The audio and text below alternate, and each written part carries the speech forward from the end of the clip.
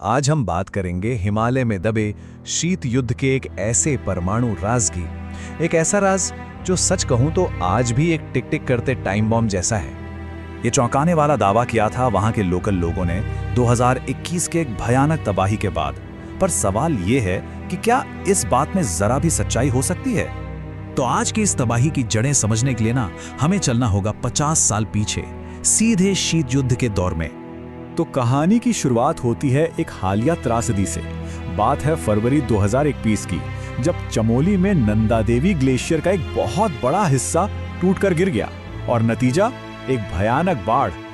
ये बाढ़ इतनी जबरदस्त थी कि इसने 2 बड़े-बड़े हाइड्रो इलेक्ट्रिक प्रोजेक्ट्स को पूरी तरह से तबाह कर दिया।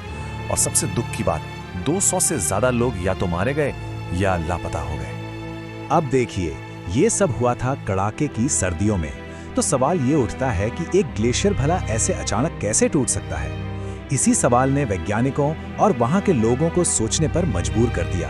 और यहीं से शुरू हुई दशकों पुराने एक दबे हुए राज की बातें। तो ये जो राज है, इसकी कहानी शुरू होती है शीत युद्ध के उस दौर में, जब दुनिया 2 हिस्सों में बंटी हुई थी और एक नई परमाणु शक्ति पर नजर रखने के लिए एक बहुत ही ज्यादा जोखिम भरा मिशन प्लान किया गया था, बिल्कुल किसी जेम्स बॉन्ड मूवी की तरह। उस समय चीन तेजी से एक न्यूक्लियर पावर बन रहा था। 1964 में उन्होंने अपना पहला परमाणु परीक्षण भी कर लिया था। अब चीन की इस बढ़ती ताकत से अमेरिका और भारत दोनों ही चिंतित थे। तो उन्होंने मिलकर एक सीक्रेट ऑपरेशन के लिए हाथ मिलाया। इस मिशन का नाम था ऑपरेशन हैट और मकसद था भारत की दूसरी सबसे ऊंची चोटी यानी 25,643 फुट ऊंची नंदा देवी पर एक बहुत पावरफुल जासूसी डिवाइस लगाना। इस डिवाइस का काम था चीन की तरफ से आने वाले रेडियो सिग्नल्स को पकड़ना। अब इस पूरे सेटअप का वजन था करीब 56 किलो। इसमें एंटीना था, ट्रांस रिसीवर थे, लेकिन सबसे अहम और खतरनाक चीज थी इसका पावर सोर्स। ये एक न्यूक्लियर जनरेटर था जिसे चलाने के लिए प्लूटोनियम के 7 कैप्सूल इस्तेमाल किए गए थे। जी हाँ, वही प्लूटोनियम जो एटम बम बनाने में काम आता है।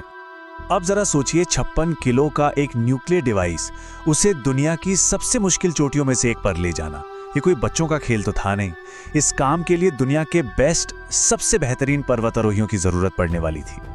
और इस टीम को लीड करने के लिए चुना गया भारत के महान पर्वतारोही कैप्टन MS कोहली को। वो उस समय के हीरो थे जिन्होंने कुछ ही वक्त पहले एवरेस्ट पर एक रिकॉर्ड बनाया था। तो इस टॉप सीक्रेट मिशन की कमान उनके ही हाथों में थी। तो अक्टूबर 1965 में टीम ने नंदा देवी पर चढ़ाई शुरू की। सब कुछ प्लान के मुताबिक चल रहा था। वो चोटी से बस कुछ ही दूर थे कि तभी अचानक मौसम बिगड़ गया और वो एक ऐसे बर्फीले तूफान में फंस गए जहां जान बचाना भी मुश्किल था। कैप्टन कोहली के सामने एक बहुत बड़ा सवाल था। जैसा उन्होंने बाद में कहा भी, मेरी पहली प्राथमिकता अपनी टीम की सुरक्षा थी। उन्हें चुनना था मिशन और उनकी टीम के लोगों की जान के बीच। तो उन्होंने मिशन को वही रोकने का फैसला किया। टीम ने उस 56 किलो के डिवाइस को एक चट्टान की दरार में अच्छी तरह से फिक्स कर दिया। उन्हें लगा कि यह तूफान में सुरक्षित रहेगा और जब मौसम ठीक होगा तो अगली बसंत में आकर इसे निकाल लेंगे। पर जब टीम अगले साल वापस लौटी तो जो उन्होंने देखा वो किसी के भी होश उड़ाने के लिए काफी था। वो डिवाइस गायब हो चुका था। वो पूरा का पूरा सेटअप, जनरेटर और वो 7 के 7 प्लूटोनियम कैप्सूल, सब कुछ बिना कोई निशान छोड़े गायब हो गए थे। ऐसा लगा जैसे पहाड़ ने उसे निगल लिया हो। इसके बाद जो हुआ वो एक नाकाम कोशिशों की कहानी है। 1966 में टीम वापस गई, कुछ नहीं मिला। 1967 में पास की एक दूसरी चोटी नंदा कोट पर एक नया डिवाइस तो लगा दिया गया, लेकिन पुराने वाले की खोज जारी रही। 1968 में तो खास हेलीकॉप्टरों से भी तलाशी ली गई, नतीजा 0। आखिरकार इस सर्च मिशन को बंद ही कर दिया गया। मिशन भले ही आधिकारिक तौर पर बंद हो गया हो, लेकिन खतरा खत्म नहीं हुआ था, बल्कि वो खतरा तो वहीं बर्फ के नीचे दबा हुआ था। वो प्लूटोनियम का डिवाइस आज भी एक रेडियो एक्टिव साए की तरह, एक टिक टिक करते टाइम बॉम्ब की तरह मौजूद है। अब जरा इस बात की गंभीरता को समझिए। इस डिवाइस में जो प्लूटोनियम 238 इस्तेमाल हुआ है, उसकी हाफ लाइफ यानी आधी उम्र 24,100 साल है। 24,100 साल मतलब यह है कि इसका रेडियो एक्टिव खतरा आज, कल या 100 साल में नहीं, बल्कि हजारों सालों तक बना रहेगा।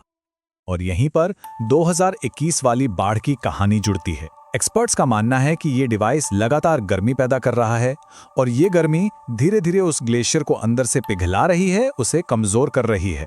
हो सकता है कि 2021 में जो हुआ वो इसी का नतीजा हो। आप सोचिए, अगर किसी वजह से, किसी चट्टान के खिसकने से या ग्लेशियर के टूटने से इस डिवाइस की केसिंग टूट जाए तो क्या होगा? सारा रेडियोएक्टिव मटेरियल सीधे उस ग्लेशियर में मिल जाएगा और वो ग्लेशियर, नंदा देवी ग्लेशियर, ऋषिगंगा नदी को पानी देता है और ऋषिगंगा आगे जाकर मिलती है गंगा नदी में, जो करोड़ों लोगों की लाइफलाइन है। मतलब एक छोटा सा लीक और इसका जहर गंगा नदी के पानी में घुल सकता है। ये एक ऐसी भयानक पर्यावरणीय तबाही होगी जिसका असर 20 करोड़ से भी ज्यादा लोगों पर पड़ेगा, जो पीने के पानी से लेकर खेती तक हर चीज के लिए गंगा पर निर्भर हैं। वैसे ये कहानी हमेशा के लिए राज नहीं रही। 1978 में भारत के तत्कालीन प्रधानमंत्री मोरारजी देसाई ने संसद में इस सीक्रेट मिशन की बात कबूल की थी। पूरी दुनिया में हंगामा हुआ, लेकिन डिवाइस कहाँ है, ये सवाल तब भी एक रहस्य था और आज भी है। तो ये डिवाइस आज भी वहीं कहीं खोया हुआ है और ये हमें एक बहुत ही डरावने सवाल के साथ छोड़ जाता है। शीत युद्ध के ऐसे और कितने राज हैं जो हमारी नजरों से दूर बर्फ की मोटी चादरों के नीचे दबे हुए हैं और बस दुनिया के गर्म होने का, उस बर्फ के पिघलने का इंतजार कर रहे हैं।